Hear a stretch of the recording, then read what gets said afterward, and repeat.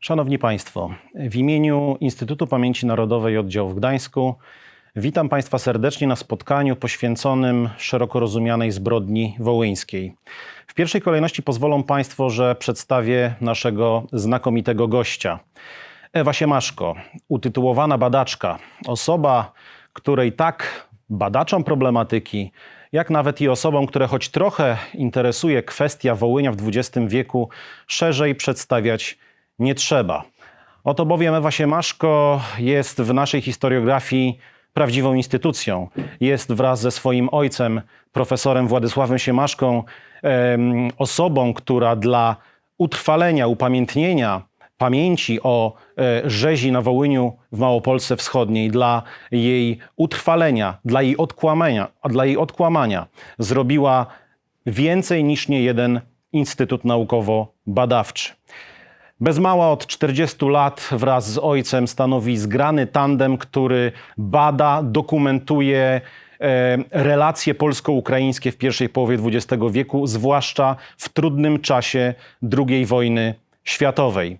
Jest współautorką wraz z ojcem monumentalnej dwutomowej monografii Ludobójstwo dokonane przez nacjonalistów ukraińskich na ludności polskiej Wołynia 1939-1945, uhonorowanej prestiżową literacką nagrodą imienia Józefa Mackiewicza. Jest ponadto autorką szeregu artykułów monograficznych, przyczynkarskich, poświęconych zarówno problematyce relacji polsko-ukraińskich w pierwszej połowie XX wieku, jak i zwłaszcza ludobójstwu ukraińskiemu w czasie II wojny światowej. Za swoją długoletnią pracę badawczą uhonorowana przez Urząd do Spraw Kombatantów i Osób Represjonowanych medalem Pro Memoria oraz prestiżowym tytułem Kustosza Pamięci Narodowej przyznanym przez prezesa Instytutu Pamięci Narodowej. Pani Ewa łączy się z nami z Warszawy, ze swojego domu. Witamy serdecznie Pani Ewo. Czy dobrze nas słychać, czy dobrze nas widać? Jak najbardziej. Witam serdecznie Państwa. W gdańskiej siedzibie Instytutu Pamięci Narodowej jest ze mną pani doktor Joanna Karbasz-Wilińska, historyk, badaczka problematyki ukraińskiej, wieloletni pracownik naukowy Instytutu Pamięci Narodowej, współautorka od 2008 roku 4 obszernych tomów wydawnictw źródłowych, które są sukcesywnie wydawane w serii Polska i Ukraina w latach 30. i 40.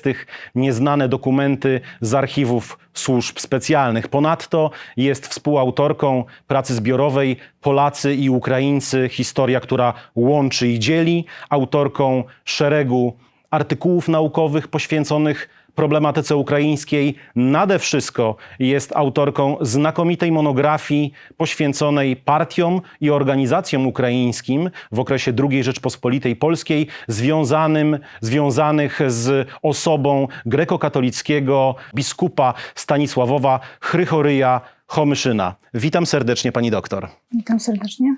Ja nazywam się Bartosz Januszewski, pracuję w Pionie Edukacji w gdańskim IPN-ie i razem z Joanną będę miał przyjemność poprowadzić dzisiejsze spotkanie. Drodzy Państwo, spotykamy się 10 lipca w przeddzień rocznicy krwawej niedzieli 11 lipca, która była apogeum mordów dokonywanych przez ukraińskich nacjonalistów na miejscowej ludności, zarówno na Wołyniu, jak i w pozostałych województwach kresowych II Rzeczpospolitej. Wiemy dziś, że nie można zbrodni dokonanych przez OUN i UPA zredukować do 11 lipca. To się nie zaczęło i nie skończyło 11 lipca. Niemniej ten dzień jest symbolicznie dniem pamięci męczeństwa Kresowian. I z tego tytułu kilka lat temu Parlament Rzeczpospolitej Polskiej uchwalił dzień 11 lipca Narodowym Dniem Pamięci Ludobójstwa dokonanego przez nacjonalistów ukraińskich na obywatelach II Rzeczpospolitej Polskiej. Dziś zatem wśród wielu zagadnień, wśród wielu pytań, jakie padną, jakie zadamy, Zapewne nie zabraknie pytania dotyczącego kulisów owego 11 lipca 1943 roku. Ale nie uprzedzając faktów, pozwolą Państwo, że w pierwszej kolejności oddam głos pani doktor, która zada pierwsze pytanie. Bardzo proszę, pani doktor. Dziękuję bardzo. W wypowiedzi mojego kolegi w zasadzie wybrzmiał już powód, dla którego się tutaj spotykamy. Ja chciałam bardzo serdecznie prosić o sprecyzowanie terminu, czym była tak naprawdę zbrodnia wołyńska, a także chciałam poprosić o periodyzację, to znaczy kiedy to się wszystko zaczęło tak naprawdę, do którego momentu trwało, przede wszystkim o którym obszarze mówimy, jak również czym była właśnie Krwawa Niedziela. Zbrodnią wołyńską określamy zbrodnie popełnione przez nacjonalistów ukraińskich na ludności polskiej w kilku województwach II Rzeczypospolitej. Miały one miejsce najpierw na Wołyniu, gdzie przebieg ich był najbardziej intensywny i może nawet najokrutniejszy. Następnie w 3 województwach Małopolski Wschodniej, tarnopolskim, stanisławowskim i lwowskim, południowych powiatach województwa poleskiego i wschodnich powiatach województwa lubelskiego.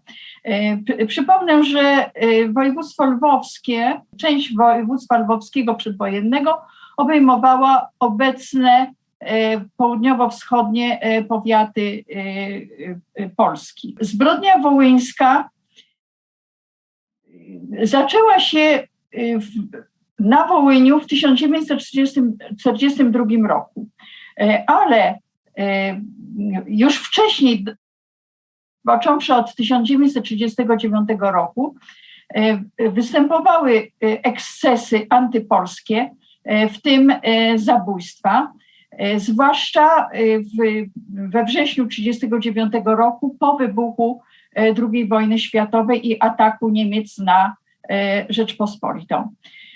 Wówczas Ukraińcy, zresztą należący do różnych organizacji politycznych, dokonywali napadów rabunkowych, rozbrajali żołnierzy i mordowali zarówno żołnierzy, jak i osoby cywilne. Mamy wiedzę, że we wrześniu 1939 roku zginęło ponad 3000 Polaków. 1/3 przypada na Wołyń, 2/3 na teren Małopolski Wschodniej, gdzie największe napady były w województwie tarnopolskim. I 17 września, kiedy nastąpiła okupacja sowiecka, po kilku dniach doszło do zahamowania tych napadów, ale gdyby nie wkroczenie wojsk sowieckich, prawdopodobnie te napady rozwinęły się w jakieś dość szerokie akcje. I uważamy, że te pierwsze zbrodnie 1939 roku były jak gdyby taką fazą zapowiadającą późniejsze masowe zbrodnie na całym wymienionym już przeze mnie wcześniej terytorium.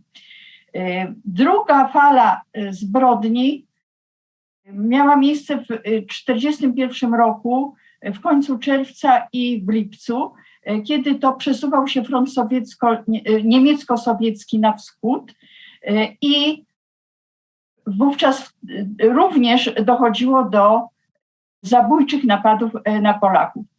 Przy czym ta liczba zamordowanych w tym czasie nie była wielka, to było zaledwie kilkaset osób na całym terytorium.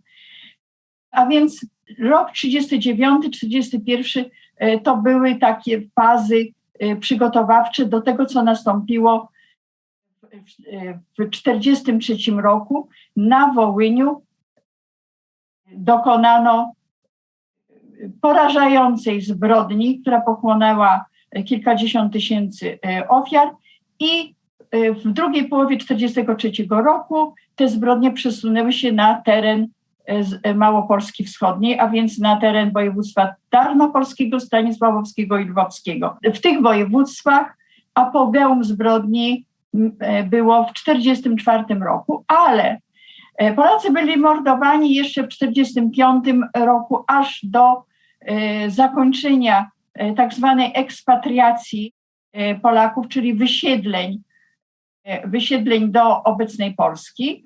I w 1946 jeszcze, w 1945-1946 jeszcze były kontynuowane na już niewielką skalę na terenie obecnej Polski, południowo-wschodnich powiatach, województwo lubelskie i ówczesne województwo rzeszowskie. A więc 42-46 to był właściwy okres zbrodni wołyńskiej, ludobójstwa ukraińskiego. 11 lipca jest, jak już pani doktor zaznaczyła, tą symboliczną datą, bo tego dnia doszło na niebywałą skalę, która się już później w takich rozmiarach nie powtórzyła, napadów na prawie 100 miejscowości na Wołyniu, w powiecie chorochowskim i powiecie włodzimirskim. To było 93 wsie i kolonie, w których mieszkali Polacy i w których mordowano tego dnia Polaków, i w kilkunastu majątkach, w których również mieszkali i pracowali Polacy. Dodać tutaj jeszcze warto, że 11 lipca Polacy zostali zaatakowani w kościołach. W 4 kościołach dokonano zbrodni na uczestnikach mszy świętych. W jednej kaplicy, w powiecie kowielskim, gdzie tylko Polacy zebrali się na modlitwy, nie było tam księży. A więc wymowa tego 11 lipca jest szczególna, bowiem pogwałcono dla katolików Dzień Święty, ale przecież niedziela była również dniem świętym dla prawosławnych, którzy tego dnia dokonywali zbrodni. Pani Ewo, mówiąc o tej zmasowanej akcji eksterminacyjnej, nie sposób pominąć kwestii sprawców. Pomówmy o tych sprawcach, kim oni byli. Wspomniała pani o istotnej cezurze, rok 1943, a nawet 1942, kiedy spontaniczne i niezorganizowane akcje przybierają charakter masowy i zorganizowany. Kim byli sprawcy i co można powiedzieć o ich działalności przed rokiem 1942? Czy oni uczestniczyli w jakichś wcześniej pogromach, akcjach, czystkach etnicznych czy akcjach eksterminacyjnych? No jaka słowem była ich postawa pod okupacją sowiecką i niemiecką przed rokiem 1943? Sprawcami byli oczywiście Ukraińcy należący do nacjonalistycznych formacji. Główną formacją, która po pierwsze zaplanowała tę zbrodnię jeszcze przed wojną i która ją zorganizowała, to była Organizacja Ukraińskich Nacjonalistów Stepana Bandery. To była frakcja, która powstała z rozłamu 1940 roku, Organizacji Ukraińskich Nacjonalistów powstałej w 1929 roku. W 1930 roku ta organizacja podzieliła się na 2 frakcje, na zwolenników Andrija Melnyka i na zwolenników Stepana Bandery. Obie formacje były formacjami zdecydowanie antypolskimi i kwestionującymi państwowość polską na wspólnie zamieszkałych terenach przez Polaków i Ukraińców. W 1942 roku już zaczęły powstawać bojówki OUN Bandery, które już w 1943 roku przyjęły nazwę Ukraińskiej Powstańczej Armii i trzonem tych bojówek była policja ukraińska, która zdezerterowała ze służby u okupanta niemieckiego i przeszła do leśnych oddziałów. Oprócz tych oddziałów partyzanckich UPA mordowały także niewielkie bojówki OUN-u, przede wszystkim zorganizowane w tak zwaną Służbę Bezpieczeństwa i samoobronni Kuszczowy Widdiły. To były tak zwane samoobrony wiejskie, które niby powstały dla ochrony ludności ukraińskiej przed partyzantką sowiecką, przed grupami grabieżców, ale były włączone do mordowania Polaków podczas akcji UPA, a także mordowały bez zorganizowanych większych akcji. No i niestety jeszcze sąsiedzi Polaków, i to sąsiedzi bliscy i dalsi, znani swoim ofiarom, którzy zostali zaagitowani, a niekiedy i przymusowo wciągnięci do zbrodni. A więc można powiedzieć, że dość szeroki ogół społeczeństwa ukraińskiego został wciągnięty w tę zbrodnię, ale jednak nie wszyscy Ukraińcy poddali się tej propagandzie i zbrodniczej ideologii. Wspomniała Pani o tym, że na początku 1943 roku spora część ukraińskich nacjonalistów, którzy wcześniej kolaborowali z niemieckim okupantem, uciekła do oddziałów leśnych, zasilając szeregi rodzącej się UPA, i to oni rozpoczęli masowe czystki etniczne, zwane dzisiaj zbrodnią wołyńską. A proszę jeszcze wspomnieć krótko o roli, jaką odgrywali w formacji stworzonej przez okupanta niemieckiego, zwanej Ukrainische Hilfspolizei, bo to jest istotne jakby z punktu widzenia tego, że ci ludzie potem od 1943 roku to nie byli nowicjusze w dziele masowego mordowania. Ukraińscy policjanci przeszli szkołę zbrodni. Niemcy wykorzystywali ich podczas likwidacji ludności żydowskiej w 1941-1942 roku. Ukraińscy policjanci nie tylko konwojowali Żydów na miejsce zagłady, nie tylko pilnowali, ażeby nie uciekali, ale w wielu miejscach brali czynny udział w masakrach.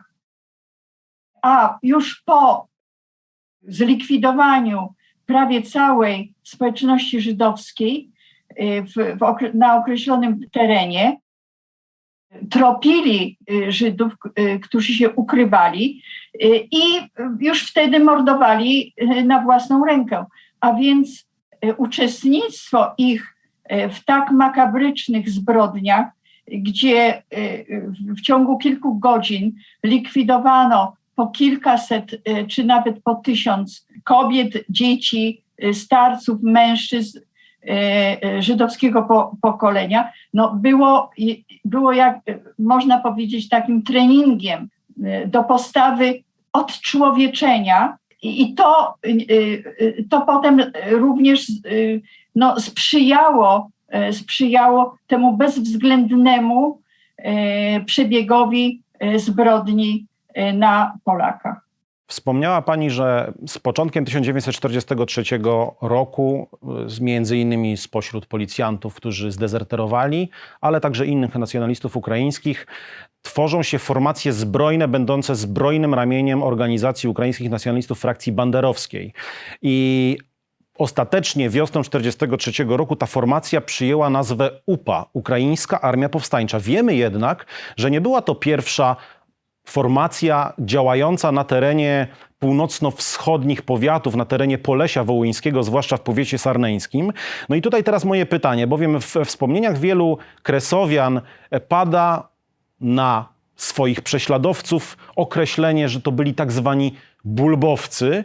Wiemy, że na tym terenie już od 1942, co najmniej 1942 roku istniała formacja pod dowództwem atamana Maksyma Borowca, pseudonim Taras Bulba, początkowo określana mianem Poleskiej Siczy, ale potem zmieniła ona swoją nazwę na Ukraińska Armia Powstańcza. Zatem jaka była rola Maksyma Borowca? Jaką rolę odegrał on w tych ludobójczych zdarzeniach? Czy przypisywanie bulbowcom i samemu Tarasowi Bulbie odpowiedzialności za zbrodnie jest czymś właściwym i historycznie uzasadnionym. Maksym Borowicz, Taras Bulba,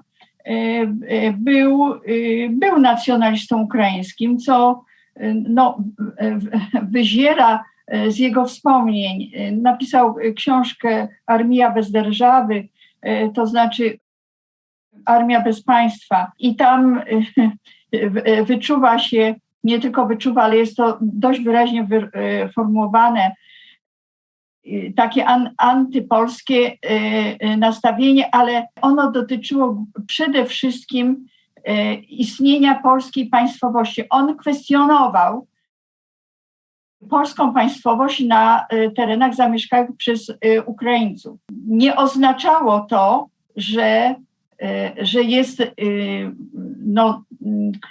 wrogi wobec Polaków, swoich właściwie sąsiadów, bo on miał bardzo wielu znajomych właśnie wśród Polaków. To wynika między innymi z tych jego wspomnień. Taras Bulba zorganizował swoje zaczątki jego oddziału powstały już podczas okupacji sowieckiej, ale ujawniły się w 1941 roku, gdy nastąpiła okupacja niemiecka.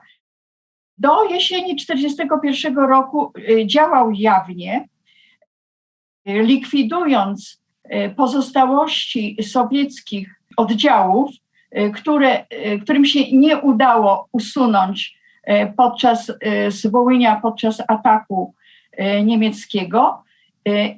I przez te kilka miesięcy Niemcy tolerowali go, ale w 1941 roku na jesieni Taras Bulba ze swoimi partyzantami musieli przejść do podziemia i w 1942 roku już działali nielegalnie i w podziemiu. Taras Bulba był przeciwny mordowaniu Polaków, co wyraził w liście do banderowców. Pomimo tego, że uważał, że Polska nie powinna powrócić do władzy na terenach zamieszkanych przez Ukraińców, to zbrodnie popełniane przez banderowców uważał za szkodliwe dla sprawy ukraińskiej, szkodliwe dla niepodległości i dla ewentualnego przyszłego państwa ukraińskiego. Czy bulbowcy, bo tak nazywano jego partyzantów, czy oni mordowali? Tutaj mamy szereg wątpliwości, bo niektórzy świadkowie rozpoznawali wśród morderców członków oddziałów Tarasa Bulby. Możemy się zastanawiać nad tym, kiedy ich rozpoznawali. W połowie 1943 roku banderowcy doprowadzili do rozbicia oddziałów Tarasa Bulby i część tych oddziałów wchłonęli. Banderowcy nie tolerowali innych formacji. Uważali, że jedynie oni mają prawo i są predestynowani do kierowania ruchem niepodległościowym i partyzantką. W związku z tym wielu bulbowców nawet przy tych akcjach rozbijania i podporządkowywania zamordowali. Wśród tych zamordowanych była nawet żona Tarasa Bulby z pochodzenia Czeszka. A więc od połowy 1943 roku ci bulbowcy, którzy znaleźli się w UPA Bandery, to oczywiście mordowali Polaków. Natomiast czy oni wcześniej mordowali? Jeżeli już, to raczej na własny rachunek jakieś małe grupki mogły dokonywać zbrodni, ale nie było zorganizowanych akcji przez Tarasa Bulbę przeciwko osiedlom polskim. Ponieważ na tym terenie Polacy już znali te oddziały partyzanckie od 1941 roku. W związku z tym niejednokrotnie błędnie identyfikowali ich jako morderców.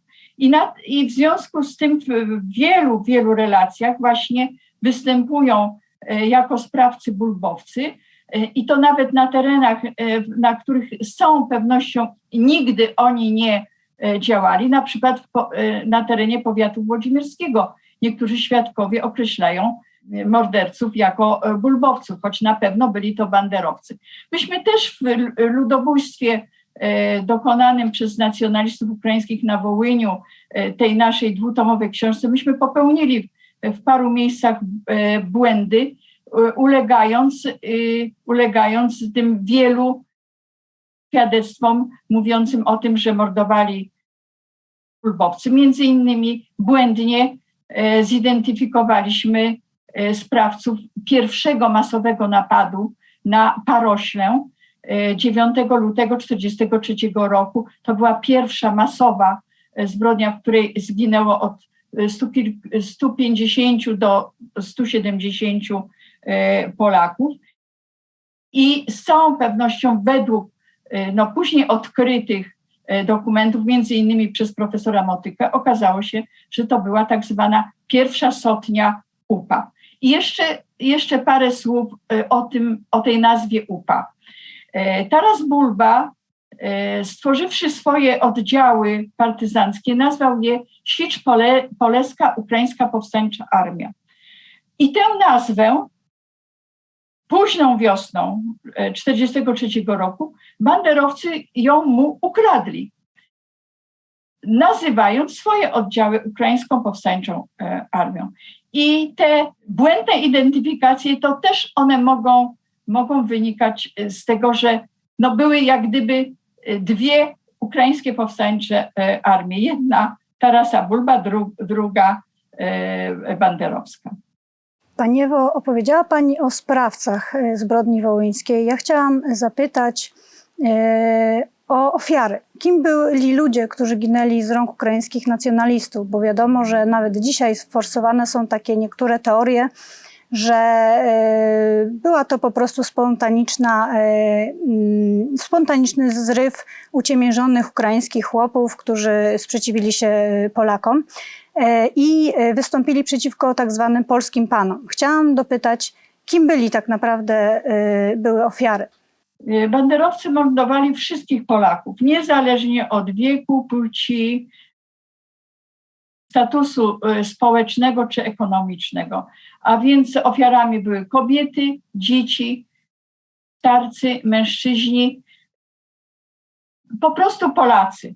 W historiografii ukraińskiej często spotykamy takie tłumaczenia, że było to takie spontaniczne wystąpienie przeciwko swoim ciemiężycielom, co jest piramidalnym fałszem, ponieważ zbrodnia była popełniona podczas okupacji niemieckiej. Wtedy, kiedy struktury państwa polskiego tam przecież nie istniały. Wszyscy mieszkańcy Wołynia czy Małopolski Wschodniej mieli władzę okupacyjną. I twierdzenie, że to przeciwko polskim panom, jest wręcz absurdalne. Tym bardziej, że ta zbrodnia nie miała charakteru właśnie spontanicznego. Ona była organizowana. Zanim doszło do napadu na jakieś osiedle, czy nawet na pojedyncze osoby, wpierw była prowadzona dłuższy czas agitacja, akcja propagandowa przygotowująca tego. Mało tego, w wielu miejscach przed masową zbrodnią były organizowane na wsiach zebrania, na których namawiano i uchwalano, że w określonym dniu dojdzie do napadu na Polaków.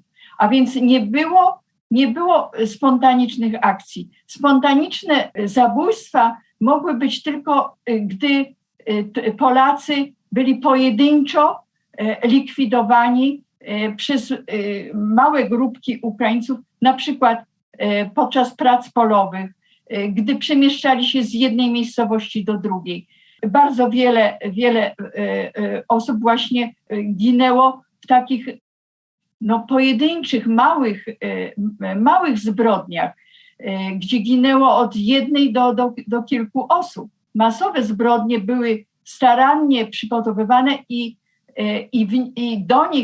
do nich mobilizowano wręcz chłopów, niejednokrotnie pod przymusem i zagrożeniem życia wobec tych, którzy chcieli się uchylić od uczestnictwa. Pojęcie polscy panowie.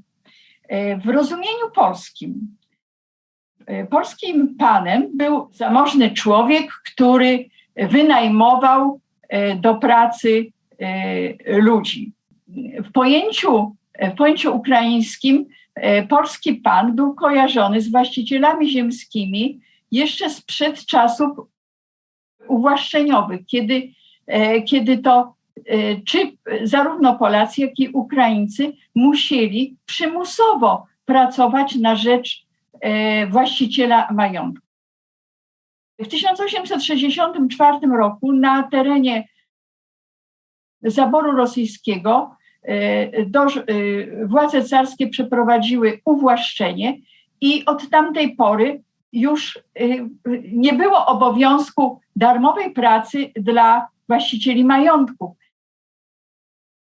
Ludzie pracowali, i Polacy, i Ukraińcy, w wielkich majątkach, ale pracowali za wynagrodzeniem. Można by było dyskutować nad jego wielkością, ale nie była to darmowa praca. W Małopolsce Wschodniej, pod zaborem austriackim nazywaną Galicją, uwłaszczenie było przeprowadzone wcześniej, w 1848 roku. A więc tam również nie było polskich panów w takim rozumieniu, w jakim w Ukraińcach takie pojęcie tkwiło. Ale można sobie wyobrazić, że dla Ukraińców polskim panem był każdy Polak reprezentujący państwo polskie na tych terenach. Tylko że w tym czasie już kiedy było masowe mordowanie, już państwo polskie tam nie sprawowało przecież władzy. A więc nie można mówić, że było to wystąpienie przeciwko polskim panom, czyli ludziom, którzy reprezentowali państwo polskie. Ja chciałam zapytać o kwalifikację czynu, ponieważ ze względu na skalę, rozmiar, a także okrucieństwo, z jakim zbrodnia wołyńska była dokonana, coraz częściej mówi się o ludobójstwie. Ludobójstwie, termin, którego użył polski prawnik Rafał Lemkin już w 1944 roku. Chciałabym zapytać o Pani zdanie, ponieważ nawet wśród badaczy polskich są pewne rozbieżności, jeżeli chodzi o określenie zbrodni wołyńskiej. Jedni badacze nazywają ją czystką etniczną, inni ludobójczą czystką etniczną, a na przykład Ryszard Szawłowski czy też Piotr Madajczyk mówią wprost o ludobójstwie. Chciałabym zapytać, czy w przypadku zbrodni wołyńskiej możemy mówić o ludobójstwie? Bez wątpienia możemy mówić o ludobójstwie, bo charakter zbrodni, a przede wszystkim motywy zbrodni były motywami narodowościowymi. Polacy byli mordowani wyłącznie dlatego, że byli Polakami i są dokumenty OUN i UPA, które mówią wyraźnie o tym, że należy Lachów wyniszczyć. Nawet do któregoś tam korzenia i tak zwanego pionka. Literatura szkoleniowa, propagandowa, agitacyjna, ona też przecież wyraźnie wskazywała na konieczność wyczyszczenia ziemi ukraińskiej z Polaków. A więc ten motyw narodowościowy był wyraźnie określony przez organizatorów zbrodni i też nie był ukrywany. Polakom wręcz w oczy mówiono na pytania, dlaczego nas mordujecie, wręcz wprost mówiono, dlatego, że jesteście Polakami.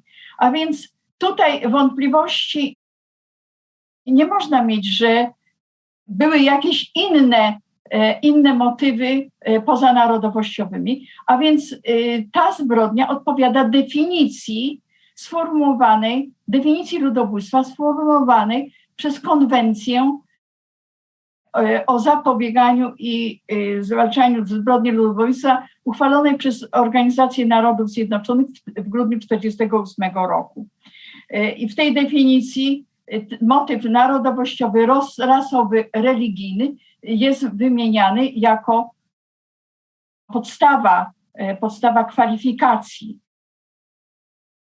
zbrodni polegających na zabójstwach całych lub części grup narodowościowych, rasowych, religijnych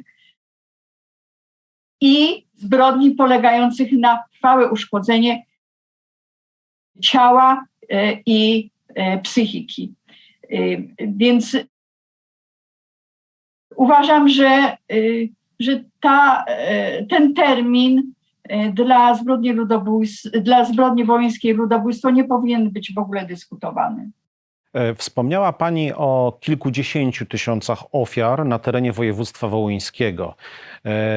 Problem w ogóle z liczbą i oszacowaniem strat polskich w latach, kiedy dokonywała się zbrodnia wołyńska, polega na tym, że bardzo duży odsetek tych ofiar to ofiary anonimowe. Zatem proszę powiedzieć, jak na dzień dzisiejszy można oszacować odsetek ofiar znanych z imienia i nazwiska, a jakie to ofiary anonimowe? A ponadto, jak sprawa liczby ofiar przedstawia się w pozostałych województwach, a więc i na Polesiu, i w województwach Małopolski Wschodniej oraz na Lubelszczyźnie, bo wiemy, że w naszej polskiej historiografii są rozliczne tutaj dywagacje, ale też dysproporcje, jeśli chodzi o liczbę ofiar. Strona ukraińska, historiografia ukraińska również podaje inne dane liczbowe. Spróbujmy zatem to uporządkować. Też oczywiście proszę powiedzieć, jaką metodologię Pani zastosowała w tym skrupulatnym liczeniu ofiar. Przede wszystkim wiemy, że Państwo, Pani i Pani ojciec tutaj zajmowali się terenem województwa wołyńskiego. Niemniej prosiłbym o takie podanie szacunkowych liczb odnoszących się do całego terenu zbrodni wołyńsko-małopolskiej. Jeśli chodzi o cały teren, to było to oczywiście szacunkowo wyrażając, od 120 do 130 tysięcy. 60 tysięcy przypada, około 60 tysięcy, bo mówimy o takich zaokrąglonych, nieprecyzyjnych przecież liczbach. Około 60 tysięcy na Wołyniu i pozostałe około 60-70 tysięcy, jeśli chodzi o pozostałe tereny. Oczywiście mamy problemy badawcze, dlatego że zbrodnia wołyńska zaczęła być badana bardzo późno. Gdyby państwo polskie zaraz po zakończeniu wojny przystąpiło do bardzo dokładnej ewidencji zbrodni, wszystkich zbrodni, nie tylko wołyńskiej, ale również i niemieckich. Z liczbą ofiar zbrodni niemieckich też mamy kłopoty, prawda? Więc tutaj tym bardziej, a wtedy po wojnie jednak nie było oporów politycznych do tego, żeby zgromadzić właściwą, odpowiednią dokumentację. Tymczasem zbrodnia wołyńska była przemilczana przez kilkadziesiąt lat. Więc wtedy, kiedy rozpoczęto badania, to już wielu świadków nie żyło, a więc zabrało wiedzę ze sobą do grobu i były ogromne trudności z dotarciem do tych, którzy mogliby cokolwiek powiedzieć. Te trudności, one są zresztą do tej pory, ponieważ część tych, którzy przeżyli i stracili swoich bliskich, nie chciało w ogóle przekazywać tej wiedzy. Z dwóch powodów. Po pierwsze, bali się zemsty ukraińskiej. Wydawało im się, że jeżeli ujawnią, to dopadnie ich zemsta. A drugi motyw to, ponieważ przeżycia były tak traumatyczne, że nie chciano do nich wracać. Niemniej jednak udało się zebrać ogromny materiał dokumentacyjny. My jako osoby prywatne, stowarzyszenia kresowe i również Instytut Pamięci Narodowej, mam na myśli oczywiście Komisję Ścigania Zbrodni przeciwko Narodowi Polskiemu.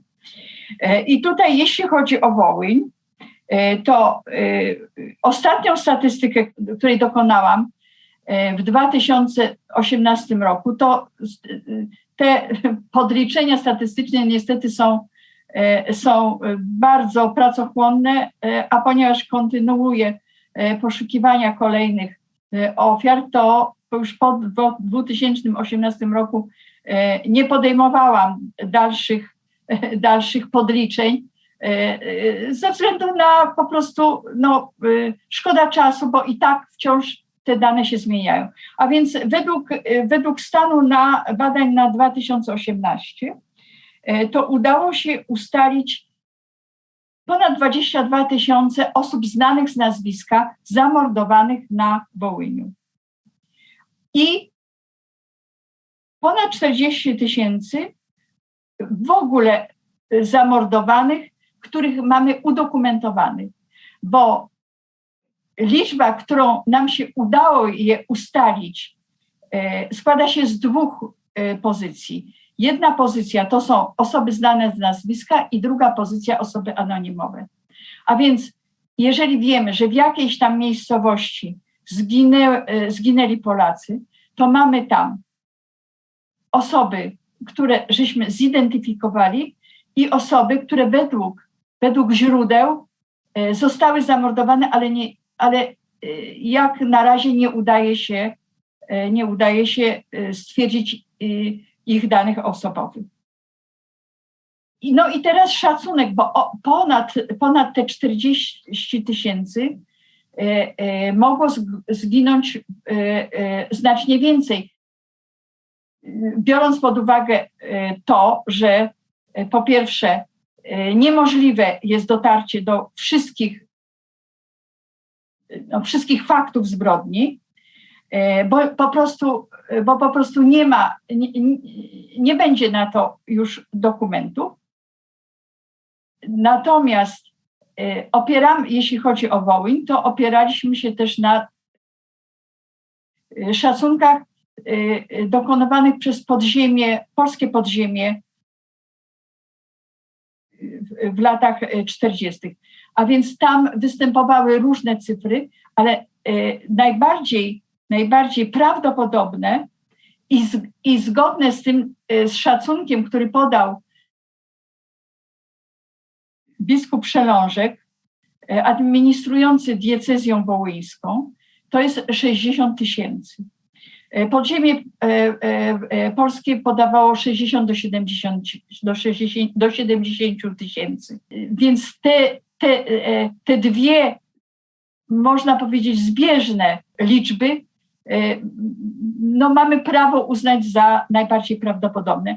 I chyba rozeznanie biskupa Szelążka, który był cały czas na Wołyniu podczas zbrodni, miał informacje i od uchodźców, i od księży, którzy opuszczali parafię, bo parafie w całości były wymordowywane. Więc myślę, że ta liczba, te 60 000 nie jest liczbą, którą można by było oskarżyć o całkowicie nieadekwatną do wydarzeń. Jeśli chodzi o pozostałe województwa, Nie mogę się wypowiadać na temat województwa poleskiego. To było kilka powiatów południowych na pograniczu z Wołyniem. Tam były zbrodnie, ale nie mamy tego terenu przebadanego. Ja sporadycznie natykałam się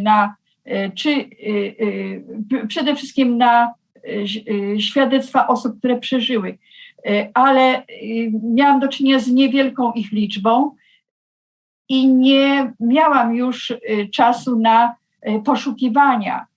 poszukiwania świadków pochodzących właśnie z Polesia.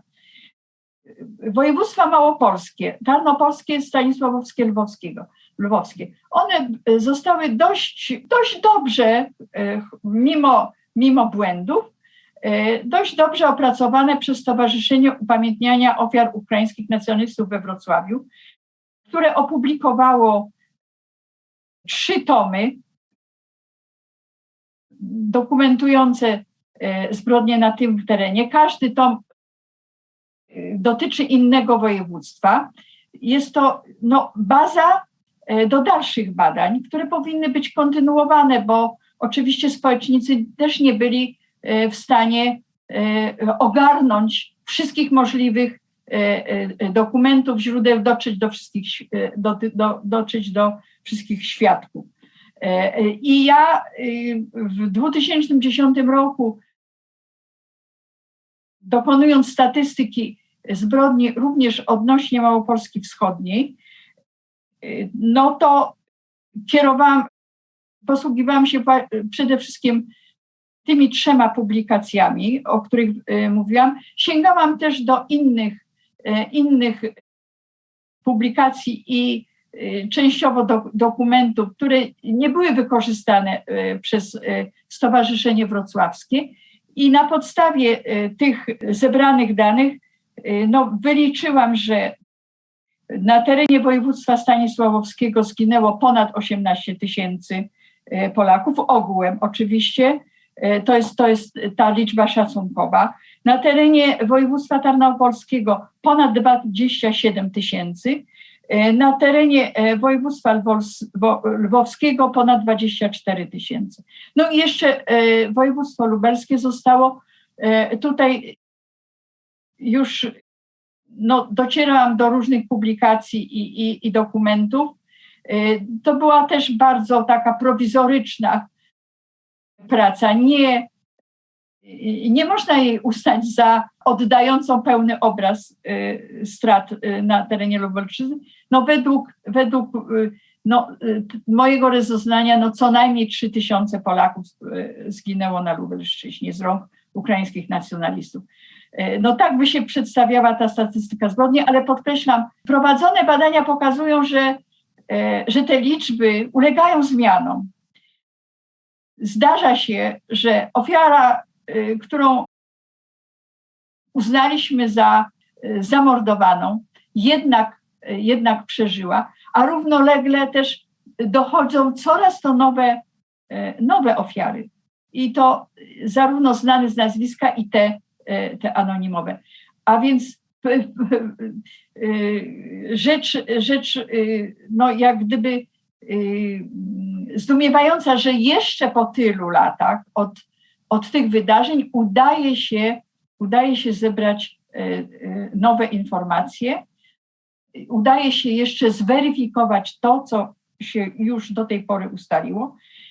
I to należy w dalszym ciągu czynić. Ten dystans czasowy, o którym pani wspomniała, pomimo tego dystansu czasowego jeszcze ciągle nie policzyliśmy wszystkich strat, ale zapewne należy przypuszczać, że one, jeśli urosną, to już zapewne nieznaczne w stosunku do tej liczby aktualnej 120-130 tysięcy. I tutaj chyba należy podkreślić, i to myślę, że wybrzmiało, że te dane, zwłaszcza dotyczące województwa wołyńskiego, które skrupulatnie były prowadzone przez państwa siemaszków, to są dane minimalne, a więc zarówno z imienia, nazwiska, jak i anonimowe ofiary udokumentowane w relacjach świadków, to są dane minimalne. Oczywiście ostrożnie jako historycy staramy zawsze się podawać te minimalne dane. I jeszcze jedno, oczywiście ofiary województwa wołyńskiego to zaledwie około połowy, jeśli dobrze liczę, wszystkich udokumentowanych ofiar zbrodni wołyńsko-małopolskiej. Niemniej rzeczywiście to województwo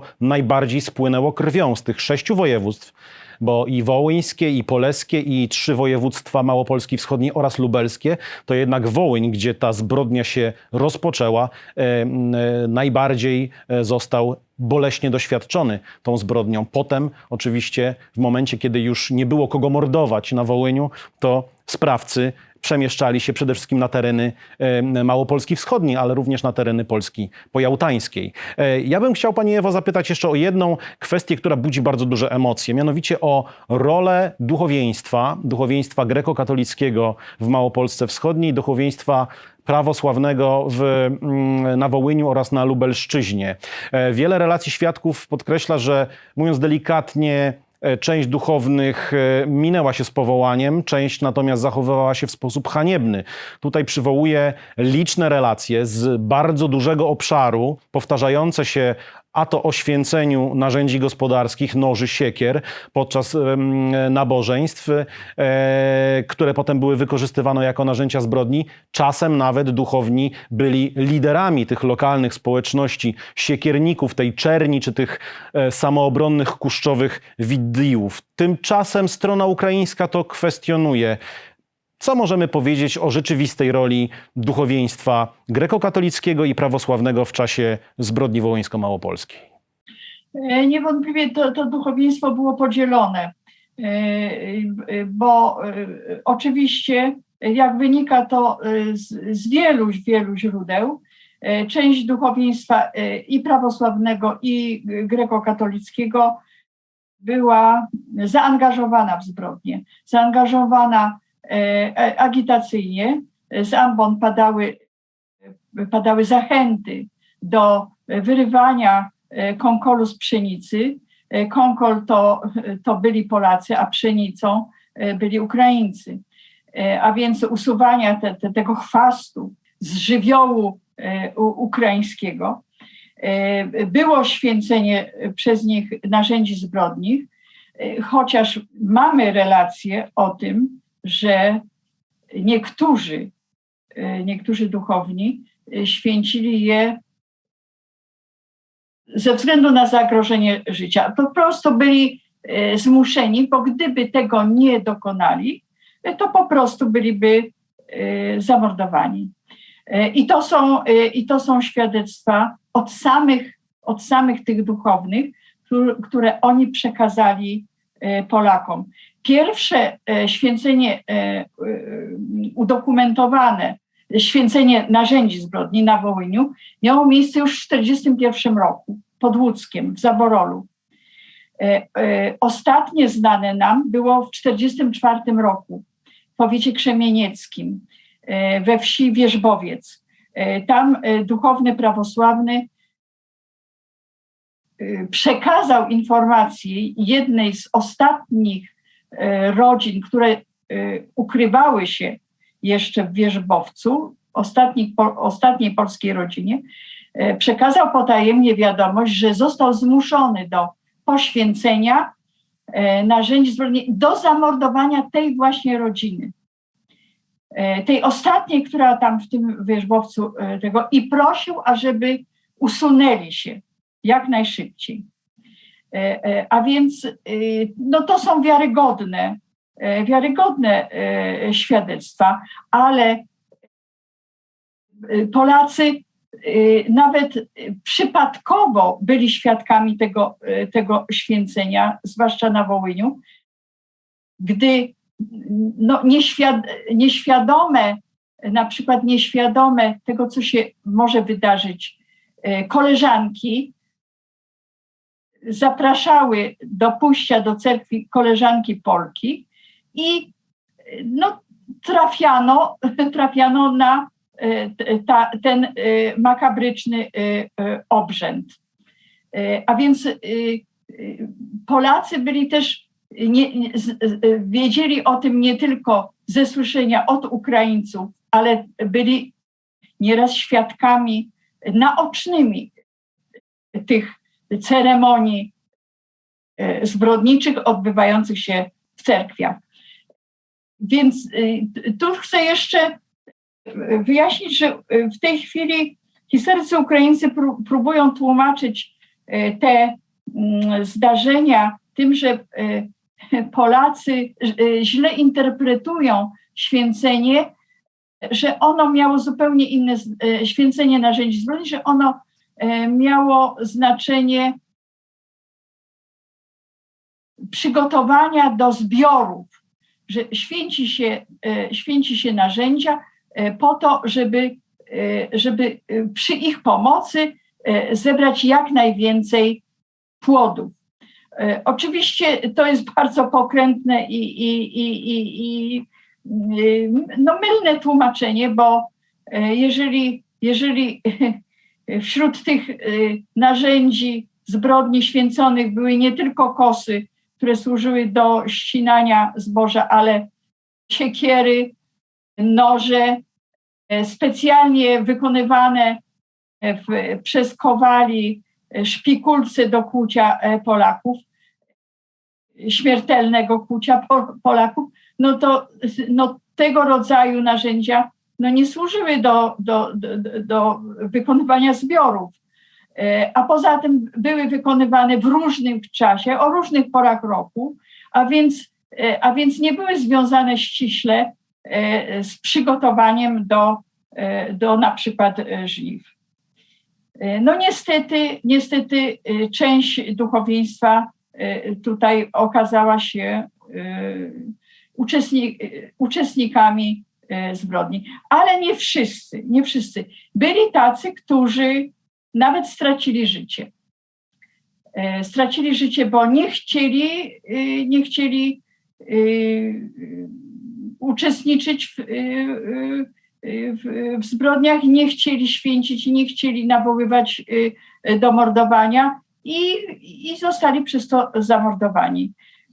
No znanych jest, przynajmniej mnie jest znanych 7 duchownych prawosławnych i grecko-katolickich, którzy jako sprawiedliwi Ukraińcy stracili życie. Jeszcze tak, żeby może uzupełnić te, trudno powiedzieć, pozytywne przykłady zachowań duchowieństwa ukraińskiego, bo tutaj raczej powinniśmy mówić o takim godnym, poprawnym zachowaniu wobec zbrodni OUN-UPA. Przychodzi mi na myśl właśnie biskup Stanisławowski, Hrchori Homyszyn.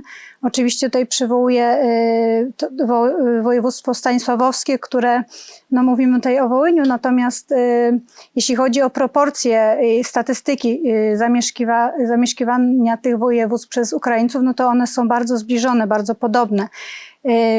Na podstawie spisu ludności, tak, z 1931 roku, więc zarówno w Stanisławowskim tam było około 69% Ukraińców wobec 20% Polaków, natomiast na województwie wołyńskim mamy tutaj też 68 16. Tak, i 16, więc tutaj pozwoliłam sobie na takie wtrącenie, ale przede wszystkim warto chyba jednak mówić o duchowieństwie, które właśnie przeciwstawiało się tym zachowaniom, tym postępowaniu OUN-UPA.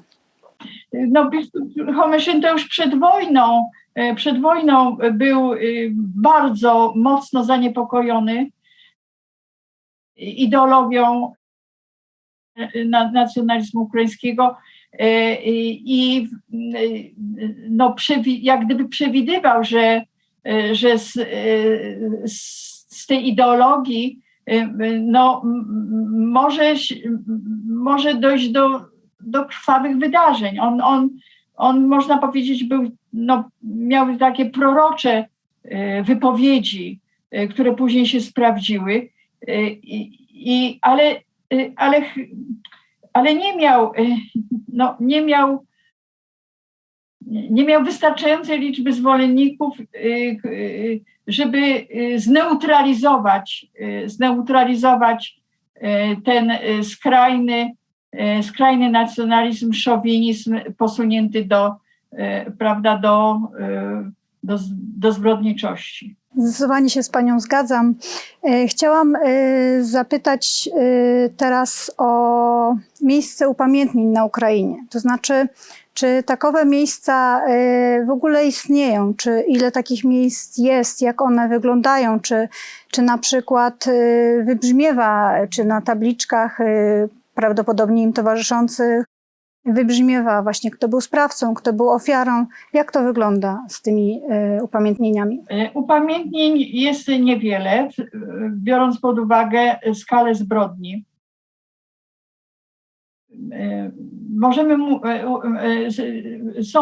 Są upamiętnienia,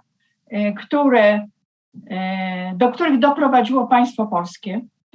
Jeśli chodzi o Wołyń, to jest ich zaledwie kilka. To jest Poryck, Ostrówki, Wola Ostrowiecka, jest to Gaj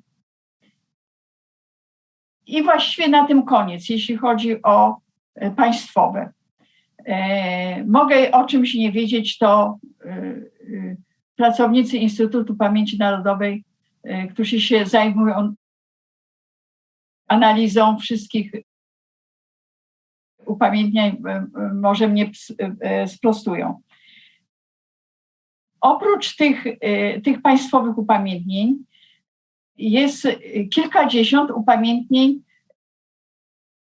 zainstalowanych przez stowarzyszenia kresowe, przez Stowarzyszenie Upamiętniania Pomordowanych na Wołyniu w Zamościu, przez takie duże grupy kresowe, które nawet nie występowały jako jakaś konkretna organizacja, ale się skrzyknęły, tworzyły komitet do zorganizowania jakiegoś pochówku i na przykład w ten sposób powstało, znaczy upamiętnienia i w ten sposób powstało upamiętnienie w Janowej Dolinie. I są też upamiętnienia prywatne. To są krzyże powstawione przez pojedyncze osoby w miejscach, które są im znane jako miejsca, w których spoczywają ofiary. Na przykład w powiecie dubieńskim, Perczynie, to jest dawniej gmina Werba, niedaleko miasteczka Werba w powiecie dubieńskim, został postawiony krzyż przez pana Mirosława Kowzana z Chodzieży. To jest przykład takiego upamiętnienia indywidualnego,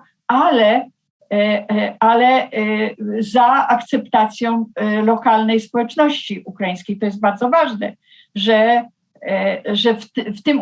w tym upamiętnieniu uczestniczyli, wyrazili zgodę miejscowi Ukraińcy i miejscowe władze. Nie wszędzie było to możliwe. W wielu miejscach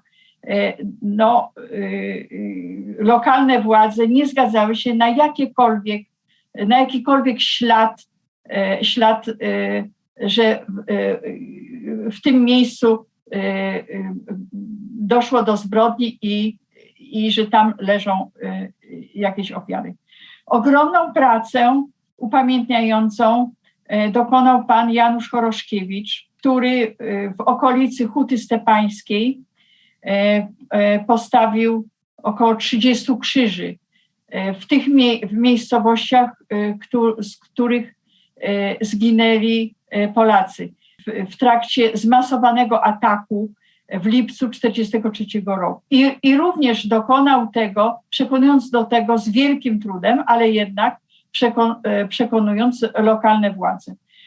A więc znów taka akcja prywatna, w wyniku której stoją krzyże. Wprawdzie nie stoją one tam, gdzie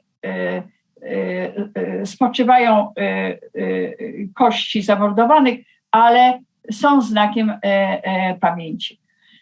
Ale są obszary, na których nie ma żadnego śladu, że tam zostali zamordowani Polacy, że tam w ogóle żyli. Mało tego, poznikały nagrobki, które były na cmentarzach. Nagrobki jeszcze w 1943 roku urządzone bezpośrednio po zbrodni. No i jeszcze ważna informacja. Nigdzie nie ma na upamiętnieniach, nie ma informacji, z czyich rąk zginęli Polacy, kto dokonał zbrodni i oczywiście dlaczego. No zginęli tragicznie. To jest formuła, która ma załatwić wiedzę o tym, co się tam stało. Spróbujmy porozmawiać o tych meandrach ukraińskiej polityki pamięci. Wspomniała Pani o Janowej Dolinie, jedno z największych jednostkowych miejsc mordu w województwie wołyńskim. W Wielki Piątek 23 kwietnia 1943 roku sotnie banderowskie zaatakowały to osiedle robotnicze przy kopalni bazaltu i wymordowały ponad 600 Polaków. I jest tam polskie upamiętnienie, o którym Pani wspominała, ale obok niego znajduje się oficjalne upamiętnienie przygotowane przez stronę ukraińską, w którym padają szokujące słowa. Jest tam bowiem mowa o tym, że bojcy UPA, partyzanci UPA zniszczyli umocnioną bazę wojskową polsko-niemieckich okupantów. I jeszcze drugi przykład, który pokazuje, że jak bardzo dużo jest rozbieżności w tym naszym protokole rozbieżności między historiografią polską, między historiografią ukraińską i między w ogóle pamięcią zbiorową dotyczącą Wołynia u Polaków i u Ukraińców. Ważnym upamiętnieniem w Małopolsce Wschodniej jest Huta Pieniacka. Stowarzyszenie ze Wschowy opiekuje się tym miejscem. Siłami stowarzyszenia i ludzi dobrej woli ufundowano tam wiele lat temu pomnik. I ten pomnik kilka lat temu był niszczony, był bezczeszczony i to kilkukrotnie. Doszło nawet do prób wysadzenia go w powietrze.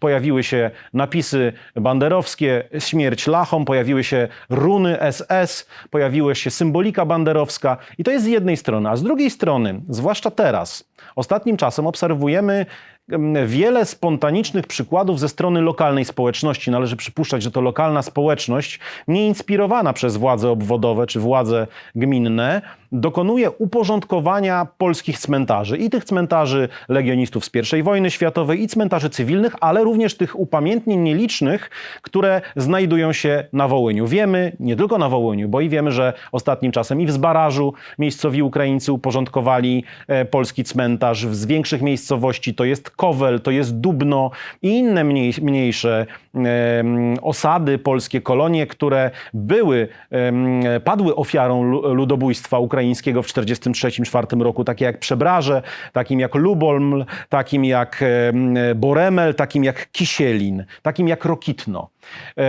W związku z tym mam pytanie, jak dzisiaj Pani widzi szansę na dojście do jakiegoś kompromisu w tym konflikcie pamięci, polsko-ukraińskim konflikcie pamięci dotyczącym Wołynia oraz roli w tej zbrodni i w tych relacjach trudnych polsko-ukraińskich organizacji ukraińskich nacjonalistów oraz ukraińskiej powstańczej armii, które jak wiemy dzisiaj, zwłaszcza na zachodniej Ukrainie, są uważane za organizacje patriotyczne, organizacje narodowo-wyzwoleńcze i im buduje się pomniki, im stawia się upamiętnienia, dla nich nazwy skwerów, ulic i placy. To jest dla nas, ale i dla strony ukraińskiej trudny problem, bo różnice w postrzeganiu OUN i UPA Bandery między nami są kolosalne. Ukraińcy od uzyskania przez Ukrainę niepodległości w 1991 roku, przede wszystkim na tak zwanej zachodniej Ukrainie, czyli na terytorium, na których miała miejsce zbrodnia ludobójstwa. Włożyli wiele wysiłku w tak zwaną rehabilitację OUN i UPA, rehabilitację w społeczeństwie i w państwie. Oni byli w to, ci tak zwani zachodni Ukraińcy byli w to mocno zaangażowani, niezwykle przebojowi i doprowadzili do tego, że po iluś tam latach samo państwo ukraińskie uznało OUN-UPA za siłę niepodległościową, za ruch narodowo-wyzwoleńczy, formację godną nie tylko upamiętnienia, ale przede wszystkim godną kultu. I ten kult, który właściwie stał się takim mitem założycielskim państwa ukraińskiego, bo mówiono, że gdyby nie OUN-UPA, to Ukrainy by nie było i do tej pory nawet to się słyszy. Więc tutaj mamy zderzenie dwóch różnych ocen tej formacji OUN-UPA. Dla Ukraińców jest to bohaterska formacja, która przysłużyła się odzyskaniu niepodległości, chociaż wcale się nie przysłużyła, bo Ukraina stała się państwem samodzielnym na skutek rozpadu Związku Sowieckiego, co nie miało żadnego związku z działalnością OUN-UPA. Z kolei dla nas, Polaków, ten kult jest nie do przyjęcia, no bo przecież są to sprawcy ludobójstwa, zbrodni, która nie ulega przedawnieniu i która po pierwsze jest piętnowana, gdziekolwiek by się nie odbyła, to jest piętnowana przez społeczność międzynarodową, a jeśli jest piętnowana sama zbrodnia, to jej sprawcy również nie zasługują na chwałę. I tutaj mamy dość trudny problem, bo do wybuchu wojny na Ukrainie w lutym tego roku nie było już właściwie możliwości prowadzenia jakiegokolwiek dialogu. Dialog historyków, który miał miejsce w latach 90. i później, on właściwie do niczego nie doprowadził. To znaczy, każda ze stron przedstawiała swoją wizję, swoje argumenty i pozostawała przy swojej wizji historii. Zapytał pan, czy jest możliwy kompromis.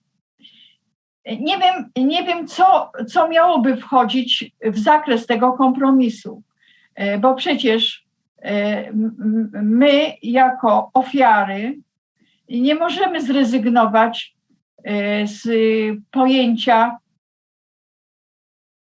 ludobójstwa w odniesieniu do zbrodni wołyńskiej. I nie możemy się pogodzić z tym, że ludobójcy mają pomniki, mają nazwy swoich ulic, ich imieniem są szkoły. Jest potężna na całej Ukrainie, bo nawet i na tych wschodnich terenach jest potężna, taka chwalebna dla UPA atmosfera i materialne ślady tej chwały są.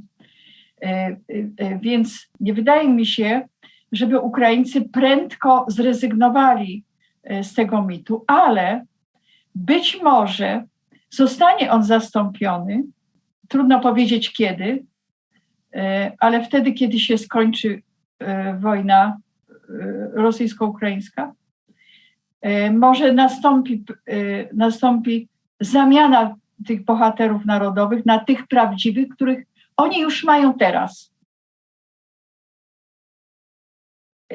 Ja mam taką nadzieję i tę nadzieję czerpię też z tego, co pan powiedział o tej uporządkowaniu cmentarzy polskich przez samych Ukraińców z własnej inicjatywy, bez inspiracji zewnętrznych. To budzi nadzieję i powiem, że jest wzruszające.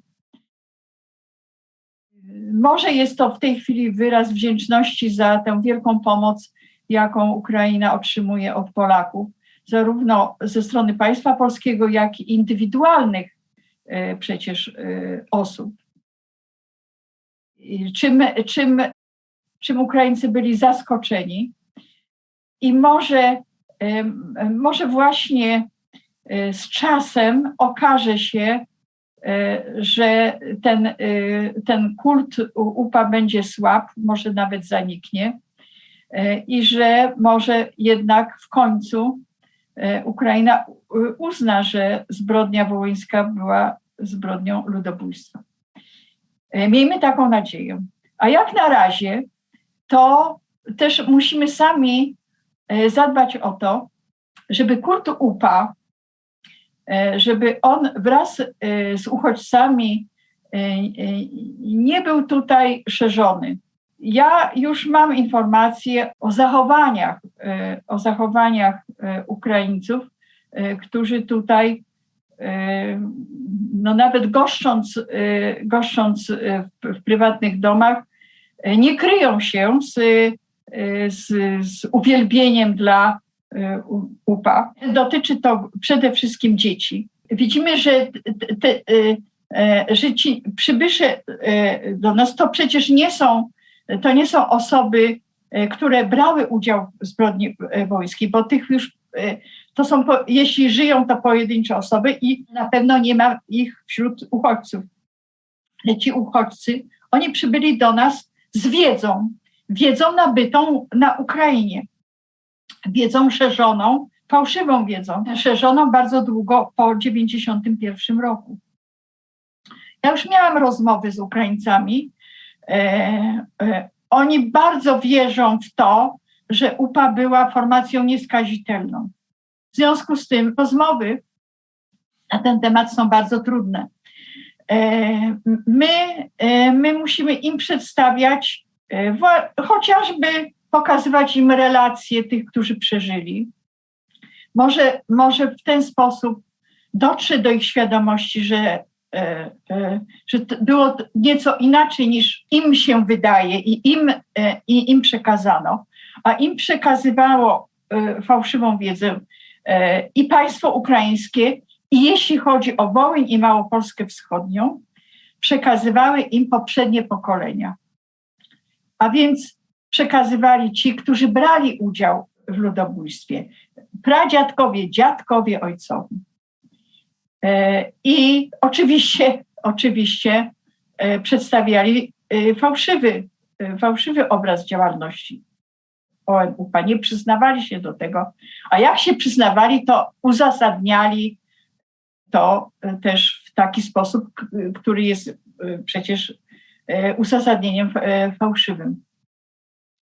I my musimy w absolutnie spokojny, rzeczowy sposób twierdzić, że Polska ma tysiące zweryfikowanych dowodów na to, że ONU-UPA mordowała Polaków, że nawet same dokumenty nacjonalistyczne o tym mówią i że nie jest to jakiś wymyślony przez Polaków obraz, tylko tak rzeczywiście było. Ale to musi być w tych indywidualnych rozmowach, bo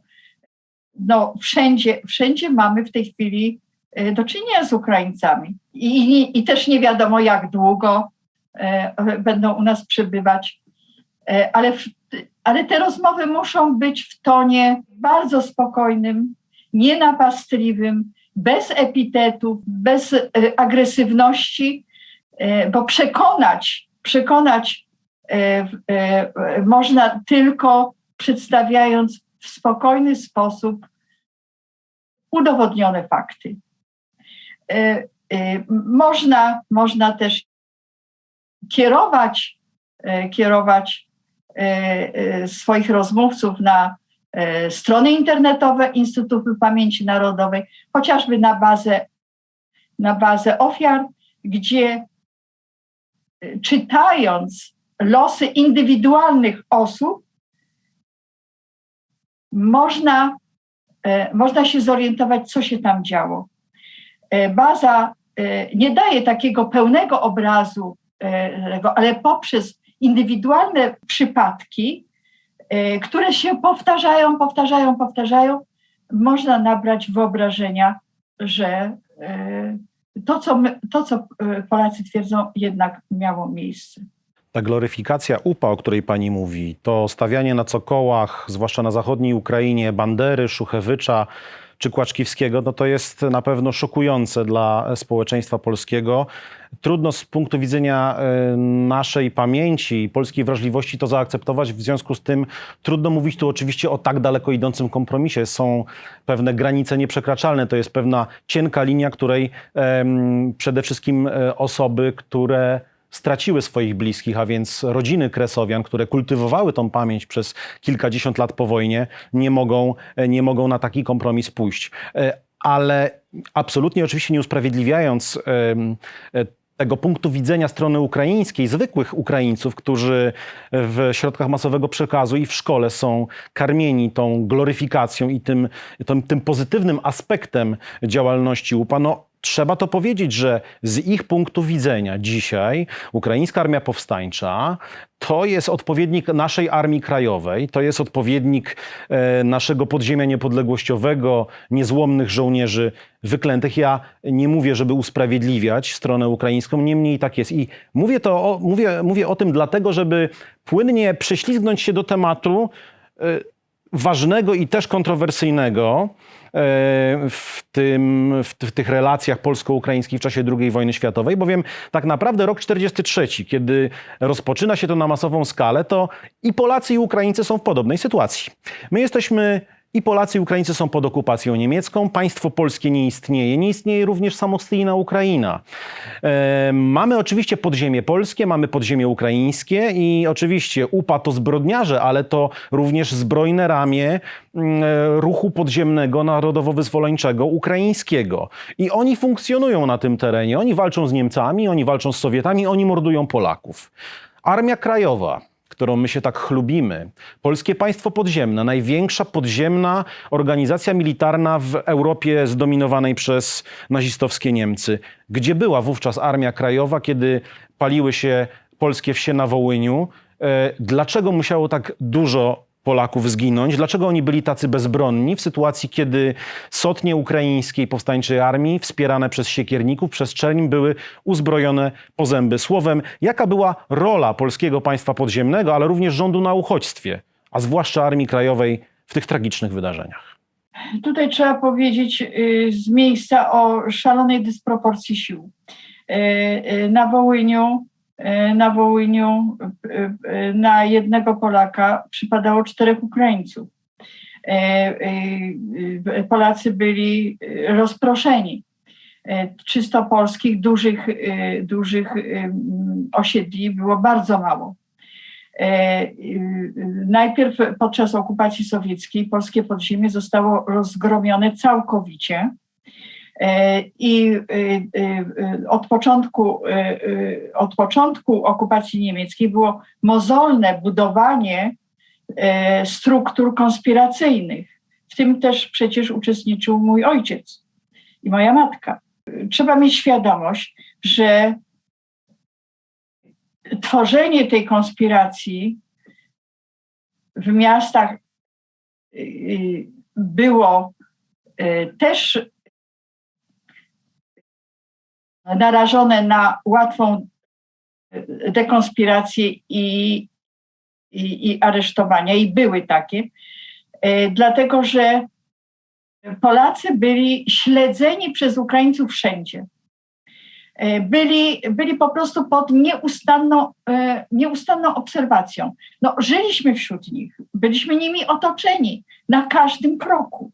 I tworzenie tych struktur podziemnych wiązało się z ogromnym narażeniem na aresztowania. Mało tego, Ukraińcy się uzbroili i w 1939 roku, kiedy napadali na wycofujące się oddziały żołnierzy polskich, uzbroili się w 1941 roku podczas przesuwającego się frontu sowiecko-niemieckiego i również posiadali broń, którą policja ukraińska zabrała z posterunków, z których uciekła. Więc po pierwsze dysproporcja ludzi, po drugie dysproporcja w uposażeniu podziemia polskiego i ukraińskiego i to, że byliśmy po prostu jak gdyby widoczni z tym, co robimy, jak na patelni. W 1942 roku rozpoczęły się napady na pojedyncze osoby i rodziny. To był początek ludobójstwa. Dlaczego? Dlatego, że te osoby, które wtedy ginęły, to były osoby wytypowane. To były osoby, które w danym środowisku odgrywały jakąś społeczną rolę, które wcześniej, na przykład przed wojną, wyróżniły się aktywnością społeczną, na przykład nauczyciele.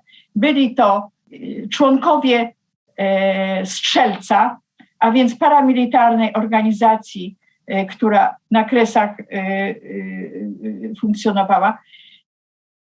I przy tych napadach to wyszło w różnych relacjach i przesłuchaniach prowadzonych przez Komisję Ścigania IPN-u, wyszło, że przy tych napadach zawsze szukano broni. A więc te pierwsze napady w 1942 roku na osoby pojedyncze, one miały na celu wyeliminowanie przyszłych obrońców, organizatorów tejże obrony. Więc te fakty już pokazują, w jakiej sytuacji myśmy tam byli na Wołyniu. Mimo to w połowie roku, znaczy po lipcowych rzeziach, które pochłonęły według moich najnowszych, ostatnich badań ponad 11 000 ludzi w lipcu 1943 roku, doszło do zorganizowania oddziałów partyzanckich.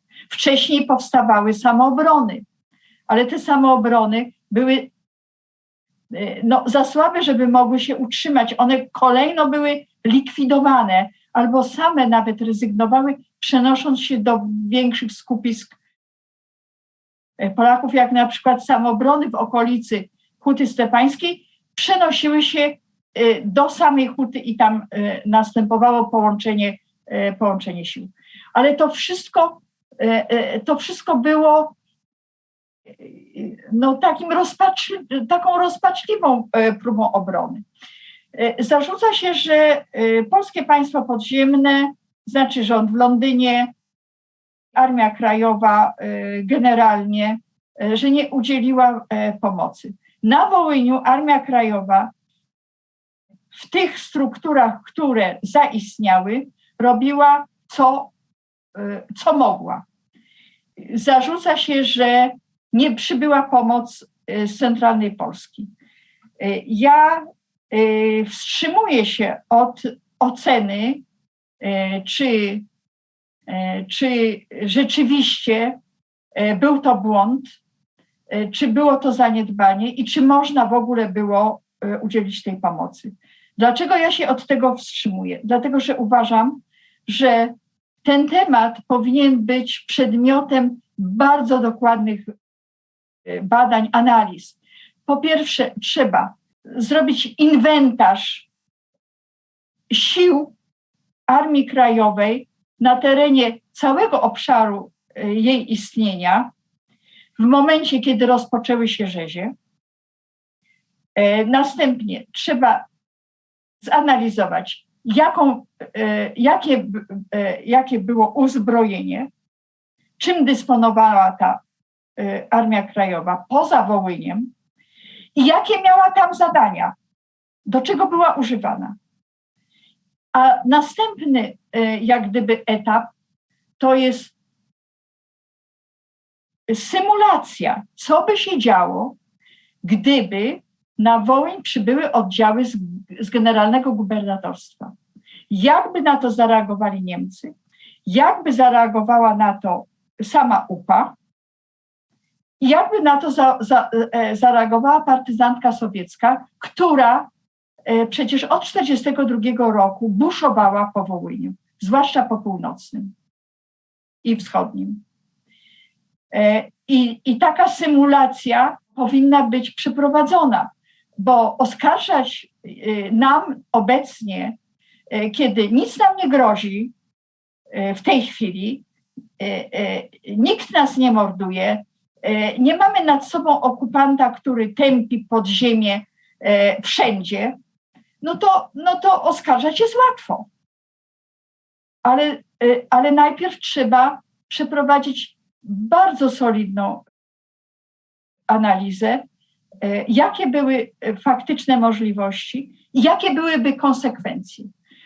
Zdaniem mojego ojca, który przecież wtedy był aktywnym członkiem Armii Krajowej, był przecież członkiem sztabu obwodu Włodzimierz Wołyński. Mój ojciec twierdzi, że pojawienie się oddziałów polskich zza Buga na Wołyniu spowodowałoby sojusz upowsko-niemiecki przeciwko Polakom. Taka możliwość istnieje, ale są też, mogły być też i inne scenariusze. Więc w tej chwili to tak łatwo powiedzieć, a nic nie robili, zlekceważyli, poświęcili Polaków. Ale to mogą być pochopne diagnozy. Jest jasne, pani Ewo, że do tej sprawy trzeba podejść w wyważony, spokojny sposób. Jest jasne, jaka była dysproporcja potencjału ludnościowego na terenie okupowanego przez Niemców Wołynia, ale też należy wspomnieć o tym, że przecież były raporty Polskiego Państwa Podziemnego przez kurierów dostarczane rządowi RP na uchodźstwie, mówiące o tym, że od wiosny, a zwłaszcza latem 1943 roku, polskie społeczności, tak nieliczne w morzu Ukraińców, są bezwzględnie tępione. Ja pozwoliłem sobie to pytanie o rolę Armii Krajowej, Polskiego Państwa Podziemnego zadać też dlatego, że po drugiej stronie Bugu, na terenie wschodnich powiatów generalnego gubernatorstwa, prawie w tym samym czasie, bo od jesieni 1942 do połowy 1943 roku, Niemcy przy pomocy też ukraińskiej policji pomocniczej organizowali czystkę etniczną niepomiernie na mniejszą skalę, jeśli chodzi o ilość zamordowanych ludzi niż UPA na Wołyniu. Niemniej ten niemiecki rejon osiedleńczy na Zamojszczyźnie i związane z tym pacyfikacje polskich wsi, palenie polskich miejscowości, wywożenie ludności do obozów koncentracyjnych w głębi Niemiec czy na roboty spowodowało bardzo silną kontrakcję Polskiego Państwa Podziemnego. Przede wszystkim Armii Krajowej, ale również silnych na tym terenie batalionów chłopskich. Oczywiście na terenie Zamojszczyzny polski żywioł był liczniejszy od ukraińskiego, niemniej Polakom, Armii Krajowej, batalionom chłopskim przyszło nie mierzyć się z upowcami, partyzantami, a z całą masą, można powiedzieć, całą strukturą aparatu terroru okupacyjnego, niemieckiego. A mimo to ta kontrakcja ze strony Polskiego Państwa Podziemnego była na tyle skuteczna, że Niemcy musieli tą akcję osiedleńczą odwołać. No tak, to prawda, że udało się, ale przecież tam były zupełnie inne warunki. Przede wszystkim liczebnie to były dwie formacje, zupełnie nieporównywalna liczba tych zaangażowanych w walkę w porównaniu z Wołyniem. Tam oddziały były po pierwsze wcześniej już zorganizowane, po drugie były silne liczebnie, prawdopodobnie też i uzbrojeniem. Na ten temat nie mam wiedzy, bo się tym fragmentem naszej wojennej historii nie zajmowałam, ale niewątpliwie, ale to co pan powiedział, to świadczy o tym, że na tamtym terenie były takie możliwości. Myśmy na Wołyniu takich możliwości nie mieli, bo przecież nie było postawy, że idziemy na rzeź jak barany. No nie było takiej postawy. Co było możliwe, no to się robiło. Natomiast jednak tam, wydaje mi się, na Zamojszczyźnie była nieco łatwiejsza sytuacja dla stawienia oporu i doprowadzenia do zahamowania tej akcji niemieckiej.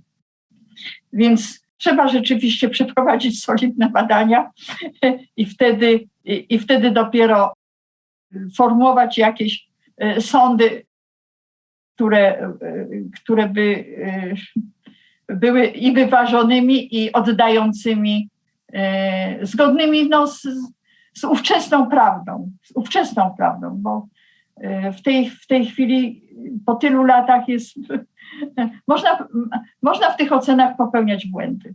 Tak, Pani Ewo, chciałem jeszcze zapytać o postawę zwykłych Ukraińców w czasie, kiedy kierownictwo banderowskiej frakcji OUN i jej zbrojne ramię, Ukraińska Armia Powstańcza, podjęły decyzję o masowym odpolszczeniu tych terenów, o antypolskiej oczyszczowalnej akcji, jak nawet w dokumentach nielicznych zachowanych proweniencji banderowskiej określało się to ludobójstwo. Wiemy, że sotnie banderowskiej UPA samodzielnie nie byłyby w stanie na taką skalę zorganizować i przeprowadzić tego ludobójstwa, które skutkowało tym, że w 1945 roku w zasadzie Polaków już na tym terenie nie było. Zostali zamordowani albo uciekli, a nieliczni zostali również ekspatriowani. Ale oprócz sotni UPA w tych masowych mordach brali udział siekiernicy. Jaki to był odsetek, proszę powiedzieć, ludności wiejskiej tamtych terenów i jakie postawy wśród wiejskiej ludności ukraińskiej przeważały wobec tego, co rozpoczęło się na masową skalę wiosną i latem 1943 roku. Powiedzmy wreszcie o tych postawach Ukraińców, które można by nazwać wyjątkowo szlachetnymi, wyjątkowo humanitarnymi w tych odhumanizowanych czasach, a więc o przykładach ratowania za cenę swojego życia polskich sąsiadów. Słowem, kilka słów jeszcze prosiłbym na temat sprawiedliwych Ukraińców. Siekiernicy. To trudno powiedzieć, w jakim procencie oni stanowili siły niszczące Polaków, dlatego że siekiernicy to tak, byli angażowani przez bojówki UPA wtedy, kiedy zamierzano zlikwidować większe polskie osiedle. Na przykład siekiernicy byli użyci w lipcu 1943 roku w powiecie chorochowskim i włodzimierskim. W przesłuchaniach w 1944, 1945, a nawet później Ukraińców przez sowieckie służby przewija się informacja o takim siłowym mobilizowaniu do zbrodni. To znaczy zjawiała się albo bojówka, albo pojedynczy przywódcy na danym terenie, ON-owcy czy UP-owcy i wydawali rozkazy, że trzeba się stawić o tej i o tej godzinie w takim i w takim miejscu, na przykład pod cerkwią i stamtąd będziemy likwidować Polaków. Z całą pewnością część z nich, odpowiednio już wcześniej przygotowywana psychologicznie, uczestniczyła w tym z przekonaniem i ochotą. Część uczestniczyła bez przekonania, ale w obawie, że spotka ją represję, decydowała się. Nazywani byli siekiernicy, dlatego że oni nie posiadali broni palnej. Oni brali narzędzia gospodarskie, siekiery, widły, topory i motyki nawet, widły i tymi narzędziami gospodarskimi mordowali. Oczywiście byli tacy Ukraińcy, którzy uchylali się od takich akcji, albo uciekali, w tym czasie nie było ich w domu, albo wręcz odmawiali i część z nich spotkała kara. Albo było to batorzenie, albo było to nawet likwidowanie. Ja liczyłam jakiś czas temu znane nam ofiary ukraińskie, które straciły życie za to, że pomagały Polakom, chroniły ich i to nieraz przez wiele miesięcy ukrywały. Za to, że ostrzegały, że pomagały w ucieczce, no i że odmówiły mordowania. Ich było co najmniej 400 osób, co najmniej, ale po tym czasie, kiedy ja to liczyłam, napotykałam kolejne przypadki utraty życia na skutek pomagania Polakom. A więc na pewno ta liczba, tak jak i liczba zamordowanych Polaków nie będzie pełna, tak i liczba zamordowanych Ukraińców za pomoc Polakom, za sprzeciw zbrodni też nie będzie do końca ustalona. Dodajmy, pani Ewo, że upowcy mordowali Ukraińców nie tylko za przykłady niesienia pomocy Polakom bądź uchylania się od zbrodni, ale również zgodnie z tą obłędną filozofią integralnego nacjonalizmu ukraińskiego mordowano również przedstawicieli małżeństw mieszanych. Mordowano dzieci z małżeństw mieszanych, co jest szczególnie szokujące i upiorne. Tak, było tych przypadków sporo. Przy czym chcę podkreślić, że ofiary rodzin mieszanych były ofiarami przede wszystkim z rąk obcych, to znaczy wykonawcami zbrodni w większości przypadków były osoby spoza rodziny. Były przypadki, że mordował mąż żonę albo dzieci, matkę Polkę czy ojca.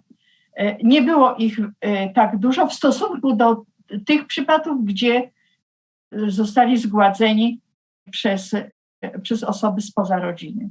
I to była też szczególnie tragiczna karta i właściwie też i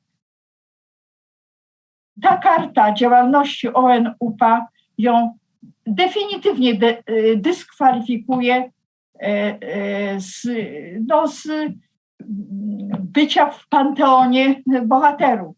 No bo uderzenie w rodzinę jest chyba najgorszą zbrodnią, jaka może mieć miejsce, bo mordować obcoplemieńca,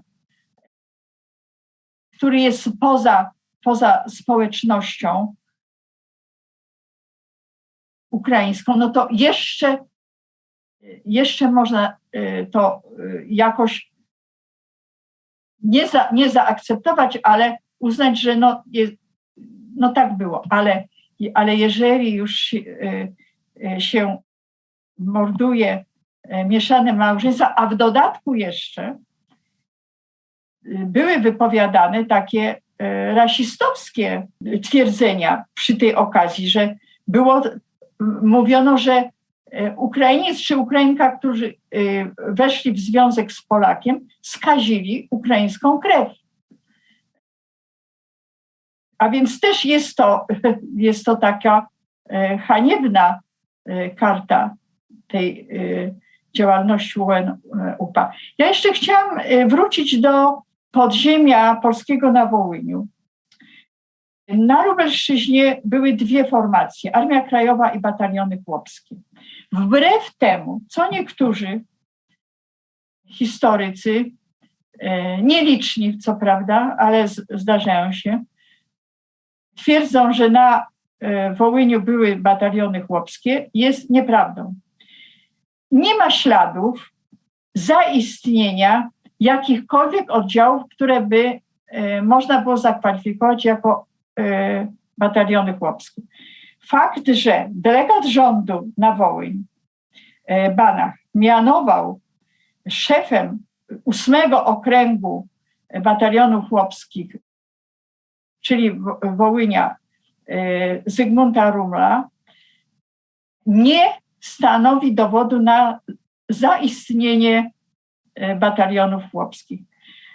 Zygmunt Rummel, owszem, prowadził bardzo intensywną działalność, wyręczając w tym delegata rządu Banacha, który głównie siedział w Warszawie. Tymczasem Rummel krążył po Wołyniu i usiłował zjednać sobie do wspólnej walki z Niemcami Ukraińców poprzez kontakty, które miał przed wojną w Wołyńskim Związku Młodzieży Wiejskiej, którego był wielkim aktywistą. I w związku z tym miał szereg znajomych, przyjaciół wśród Ukraińców, którzy też byli członkami tego związku, ale jemu się nie udało sformować nawet małego oddziału. A w lipcu 1943 roku został w misji pojednawczej, najbardziej okrutny, jak można sobie wyobrazić, sposób zamordowany wraz z towarzyszącymi jemu 2 osobami. A więc działalność tutaj Rummela głównie polegała na usiłowaniu powstrzymania zbrodni poprzez oddziaływanie na przed wojną wydawałoby się przychylne Polsce środowiska ukraińskiej, ale nic z tego nie wyszło, bo przecież ci, którzy nawet byli przychylni, też podlegali terrorowi banderowskiemu. Niewątpliwie temat zbrodni wołyńskiej będzie nam jeszcze długo towarzyszył, zwłaszcza przy takich właśnie rocznicowych datach, a już na pewno do momentu, kiedy te rozbieżności, o których pani opowiadała, w postrzeganiu i samej zbrodni przez przedstawicieli różnych narodów polskiego, ukraińskiego i przede wszystkim postrzegania OUN i UPA. I moje pytanie brzmi, co my możemy zrobić? Jak mówić o Wołyniu? To znaczy już pani częściowo udzieliła odpowiedzi, że oczywiście możemy działać w takich mniejszych grupach, skupiskach, tłumaczyć Ukraińcom przeszłość, informować prawdopodobnie o wydarzeniach, o których nie mają być może pojęcia. Co jeszcze możemy zrobić? W jaki sposób możemy edukować społeczeństwo i docierać do szerokiego grona odbiorców? Przede wszystkim powinniśmy dbać o odpowiednie wyposażenie w wiedzę nas, Polaków. Świadomość popełnienia zbrodni wołyńskiej w ostatnich latach bardzo się poszerzyła w społeczeństwie polskim, ale to nie znaczy, że to już wszyscy wiedzą i wiedzą tyle, ile trzeba i mają tę wiedzę prawidłową. To takiej pewności nie ma i można się zetknąć z różnymi wyobrażeniami i opiniami na ten temat. Więc przede wszystkim musimy dbać o to, żeby wiedza historyczna społeczeństwa polskiego była odpowiednia, a jeśli chodzi o oddziaływanie na stronę ukraińską, możemy to robić indywidualnie poprzez prywatne kontakty, prawda?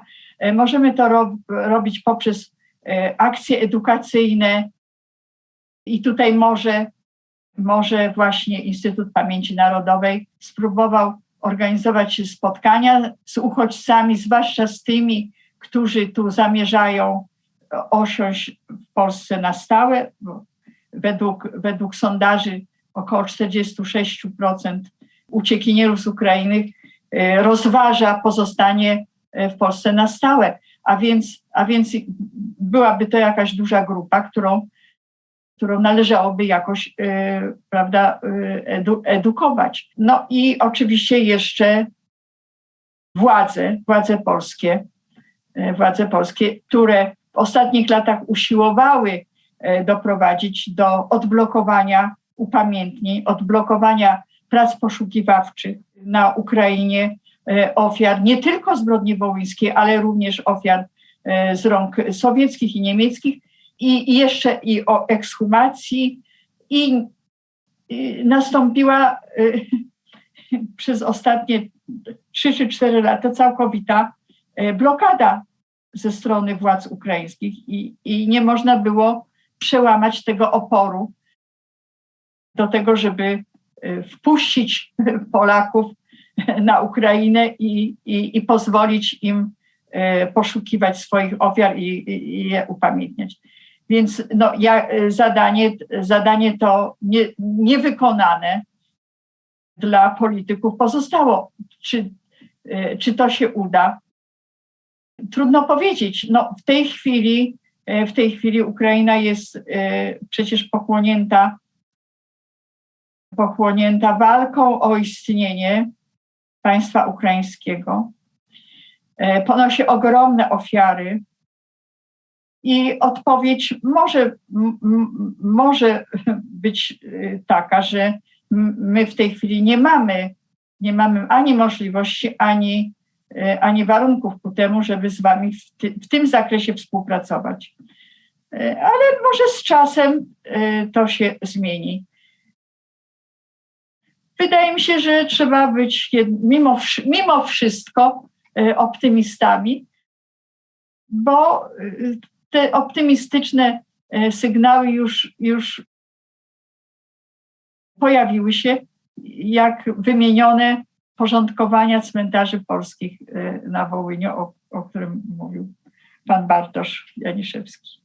Chcielibyśmy wierzyć, że to dzisiejsze spotkanie w tej systemowej polityce uświadamiania społeczeństwa polskiego, co działo się te 80 lat temu na Kresach Południowo-Wschodniej Rzeczpospolitej Polskiej, że to spotkanie będzie taką małą cegiełką do odkłamywania prawdy o tamtych strasznych wydarzeniach, o trzecim obok niemieckiego i sowieckiego ludobójstwie, jakie zostało dokonane na obywatelach Rzeczpospolitej Polskiej w czasie II wojny światowej i o wydarzeniu, które na wiele lat rzuciło się cieniem na relacje polsko-ukraińskie i pewnie jeszcze będzie rzutowało. No i wydarzeniu, które w tej trudnej naszej historii, myślę, że nie tylko XX wieku, jest jednym z najbardziej mrocznych, najbardziej tragicznych wydarzeń naszej historii społeczeństwa i historii narodu polskiego. Korzystając z okazji, na koniec naszego spotkania chcielibyśmy na pani ręce złożyć najserdeczniejsze życzenia dla ojca Władysława Siemaszki, który bardzo niedawno skończył 103 lata. Panie Władysławie zatem, wielu lat jeszcze w zdrowiu, znakomity historyk, kustosz pamięci narodowej Władysław Siemaszko. A ja, kończąc to spotkanie, serdecznie dziękuję pani Ewo za poświęcony nam czas. Dziękuję również pani doktor. Dziękuję państwu za uwagę.